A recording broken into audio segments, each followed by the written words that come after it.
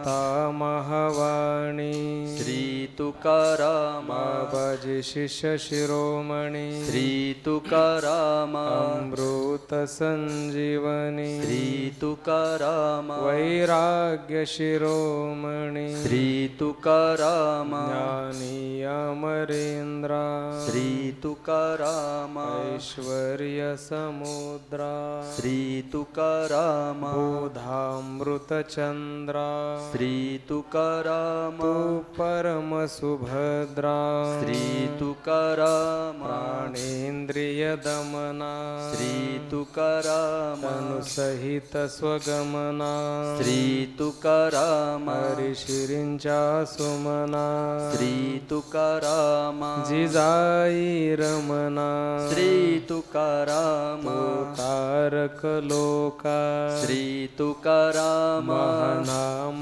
धारका श्री तुकाराम नारायण जनका श्री तुकाराम त्रिभुवन व्यापका श्री तुकाराम जय जय मुक्तिवर्या श्री तुकाराम चित प्रकाश सूर्या श्री तुकाराम परमाद्भुत धैर्या श्री तुकाराम श्री विठ्ठल हृदया श्री तुकाराम जगद्गुरु भूपा श्री तुकाराम विष्ठित अमोपा श्री तुकाराम माया सिद्ध स्वरूपा श्री तुकाराम मायातम दीपा श्री तुकाराम अगोचर लक्षी श्री तुकाराम जगतव कुक्षी श्री तुकाराम सर्वांतर साक्षी श्री तुकाराम दैव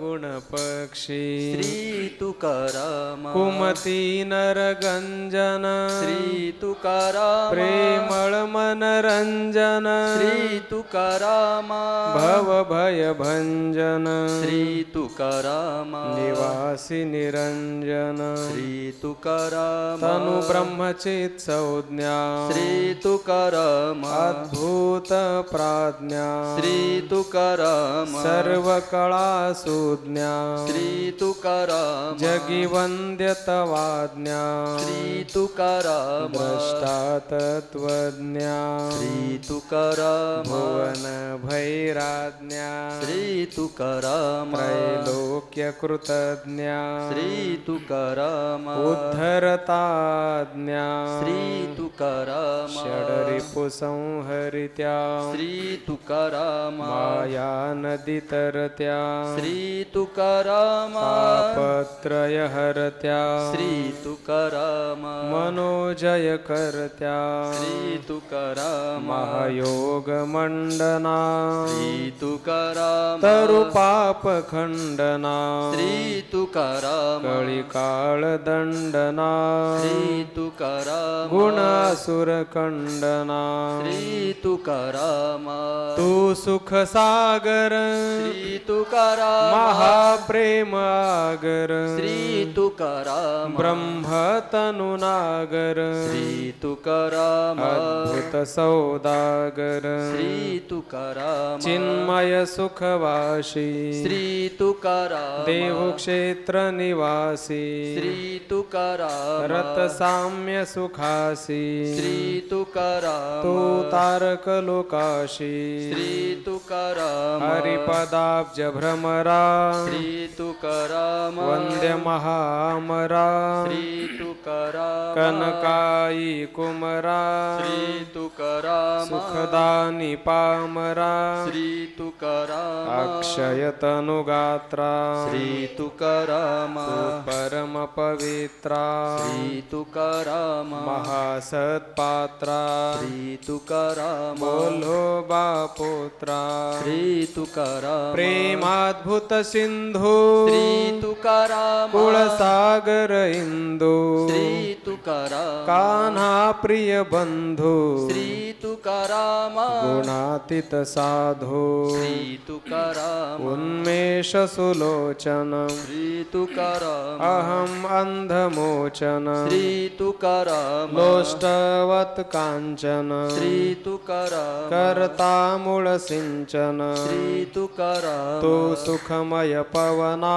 श्री तुकाराम लोकत्रय जीवना श्री तुकाराम आनंद तरुवदना श्री तुकाराम ब्रह्म सुख भुवना श्री तुकाराम श्रीरंगा सुरंगा श्री तुकाराम रूढ योग तुरंगा श्री तुकाराम रिपुमणी कुरंगा श्री तुकाराम महानंद तरंगा श्री तुकाराम अदृश्य निगमा श्री तुकाराम आकळ आगमा श्री तुकाराम भावुक सुयमा श्री तुकाराम मोहजाल निर्गमा श्री तुकाराम सर्वज्ञ सुवर्मा श्री तुकाराम मूर्तिमंत धर्मा श्री तुकाराम प्रज्ञाक्षिति कर्मा श्री तुकाराम तू विरहित कर्मा श्री तुकाराम कल्पद्रुम कामा श्री तुकाराम सुमंगल धामा श्री तुकाराम प्रज्ञाक्षिति कर्मा श्री तुकाराम महाविवेक ग्रामा श्री तुकाराम विकसित जग पद्मा श्री तुकाराम महाकौतुक सद्मा श्री तुकाराम दीनदायक पद्मा श्री तुकाराम ज्ञान बोध विद्मा श्री तुकाराम तू आकळित कळा श्री तुकाराम महाभक्ती भूपाळा श्री तुकाराम तू परम कृपाळा श्री तुकाराम तू परम कृपाळा श्री तुकाराम तू परम कृपाळा श्री तुकाराम तू परम कृपाळा श्री तुकाराम तू परम कृपाळा श्री तुकाराम तू परम कृपाळा श्री तुकाराम तू परम कृपाळा श्री तुकाराम तू परम कृपाळा श्री तुकाराम तू परम कृपाळा श्री तुकाराम तू परम कृपाळा श्री तुकाराम तू परम कृपाळा श्री तुकाराम तू परम कृपाळा श्री तुकाराम तू परम कृपाळा श्री तुकाराम परम कृपाळा श्री तुकाराम तू परम कृपाळा श्री तुकाराम तू परम कृपाळा श्री तुकाराम परम कृपाळा श्री तुकाराम तू परम कृपाळा श्री तुकाराम तू परम कृपाळा श्री तुकाराम परम कृपाळा श्री तुकाराम तू परम कृपाळा श्री तुकाराम तू परम कृपाळा श्री तुकाराम शांती गोपाळा श्री तुकाराम शांती गोपाळा श्री तुकाराम तू